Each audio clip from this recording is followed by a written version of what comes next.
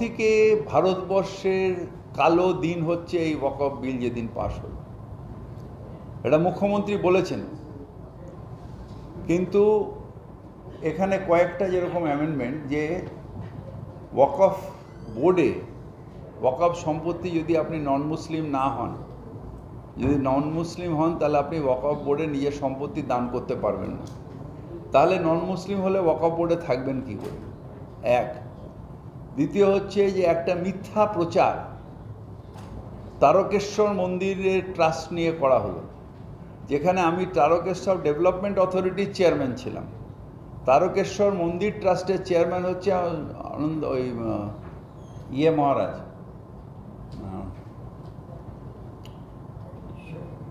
তারকেশ্বর মন্দির যে চেয়ারম্যান আমার সাথে ভক্ত মহারাজ, তিনি হলেন তারকেশ্বর মন্দিরে, বেশিরভাগটা ওই দিকে থাকেন, ওই কাশিতে থাকেন। উনি আসেন, ভালো বাংলা বলেন। তো উনি হচ্ছেন চেয়ারম্যান তারকেশ্বর মন্দিরের। তো সেখানে যদি এত আপত্তি থাকে বিজেপির যে কেন মুসলমানকে বসায়নি, মমতাজি বসায়নি, আর আমার সাথে ট্রাস্টের কোনো সম্পর্কও নেই। ওনার সাথে ব্যক্তিগত আমার সম্পর্ক আছে, আমি যেতাম মাঝে মাঝে ওনার কাছে, উনি ফল টল দিতেন আমাকে। কিন্তু আমি তার বাইরে, মন্দিরের বাইরে ডেভেলপমেন্ট, ড্রেনেজ ফ্রেনেজ, এই যেরকম কলকাতায় দেখি সেরকম দেখছিলাম। তো সেইটা নিয়ে যদি এত মিথ্যা হই হই হলো, তাহলে যে ওয়াফে কেন নন মুসলিম কেন মেম্বার হবে? মিথ্যা হই হই, ওটা সত্যি হয়নি, কারণ আমি ট্রাস্টের মেম্বারও ছিলাম না, ট্রাস্টের সাথে আমার কোনো সম্পর্ক নেই। আমার সাথে ডেভেলপমেন্টের সম্পর্ক ছিল, যেটা মন্দিরের এই 14 বাইরে। সেটা নিয়ে মিথ্যে হই হই হলো, পাবলিসিটি হলো। আর আপনি এখানে কি করে করলেন? সেখানে হলো আপনার যখন কোনো প্রপার্টি নিয়ে ডিসপিউট হবে, সেটা ওয়াকফের যদি হিয়ারিং না হয়, ওয়াকফের আমার যে আছে, ডিসপিউটগুলো যদি আমাদের ওয়াকফের অথরিটি না থাকে, তাহলে ওয়াকফ নিজের প্রপার্টিগুলোকে বাঁচাবে কি করে? কি করে বাঁচাবে? তার কারণ পুরনো যে ফ্যামিলি, ইসলামিক ফ্যামিলি, তারা তো ডোনেট করেছে, ওয়াকফ করেছে আল্লাহর নামে। তো ভগবানের নামে ট্রাস্ট যেরকম আছে, ভগবানের নামেই ওয়াকফ। ট্রাস্টে যেরকম হাত দেওয়াটা অন্যায়, ট্রাস্টের মতন চলবে, সেখানে হাত দেওয়া যায় না।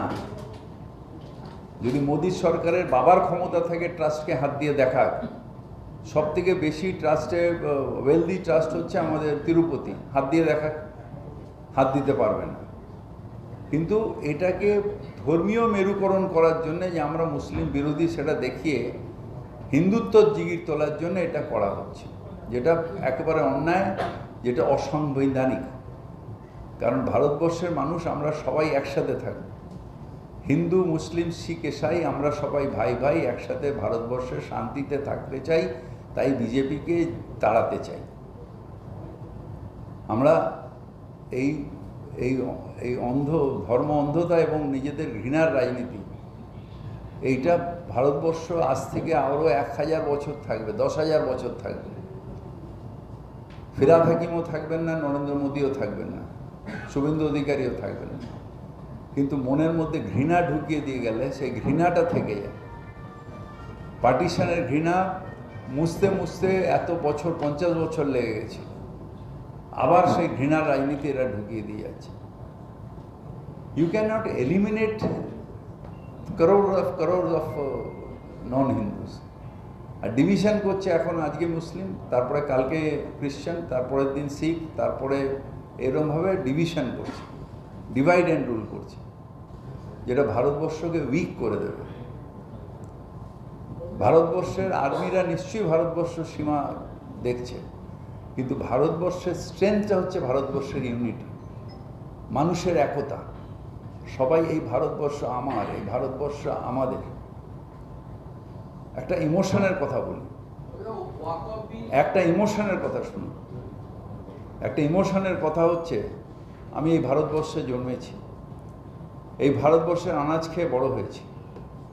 যেদিন আমার মৃত্যু হবে, মনের মধ্যে বহু ইচ্ছা, এই ভারতবর্ষের মাটিতেই যাতে আমার কবর, এই ভারতবর্ষের মাটিতে আমি বিলীন হয়ে যাব। আমি তৃণমূল কংগ্রেসের হয়ে আমার আদর্শের জন্য যদি কোথাও মার খাই, আমার গর্ব হবে। যে আমি আমার আদর্শের জন্য মার খেয়েছি, বিভিন্ন জায়গায় মারতে সিপিএমের সঙ্গে মার খেয়েছি, আমার আদর্শের জন্য মার খেয়েছি। চোর হিসেবে যদি কেউ একটা থাপ্পড় মারে আমার দুঃখ হবে যে চোর বলে অপমান করে আমাকে মারছে, কিন্তু মুসলমান হিসেবে যদি কেউ আমাকে একটা চড় মারে, আমার যে বিশ্বাস নিয়ে বড় হয়েছে সেই বিশ্বাসটাই ভেঙে যাবে।